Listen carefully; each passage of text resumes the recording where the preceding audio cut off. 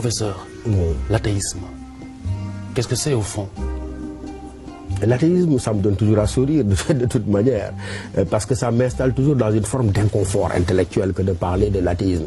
Parce que si l'athéisme est une croyance, c'est une croyance négative. Parce que dans l'athéisme, il y a le A privatif devant l'immensité de Dieu. Si c'est une croyance, c'est une croyance négative, mais j'ajouterais que si c'est une pensée qui se nourrit de l'absence de son propre objet. Parce que quand vous dites je suis un athée, ça veut dire je suis quelqu'un qui ne croit pas en Dieu. Mais comment croire déjà quelque chose qui pour vous n'existe pas? Ça veut dire simplement quoi? Qu'au fond, l'athéisme est presque intenable si on veut être sérieux. Ça veut dire que si tu rencontres dans la rue quelqu'un, Khalifa, qui te dit je sais que Dieu n'existe pas, excuse-moi mais c'est un imbécile. Pourquoi c'est un imbécile? Parce qu'encore une fois, il prend son incroyance pour un savoir. Et de la même manière qu'une incroyance ne saurait fonder un savoir véritable, un non-savoir ne saurait être une légitimation de quelque croyance. On ne saurait nommer ce qui n'existe pas, professeur. On ne saurait nommer ce qui n'existe pas. Et quand je vous disais que l'athéisme est intenable au fond, c'était une manière de dire que l'athéisme est une pensée, mais une pensée qui se nourrit de son propre vide. Quand je disais c'est une pensée qui se nourrit de son propre vide, ça veut dire quoi? C'est imaginaire, mais comme dit d'ailleurs Lamartine,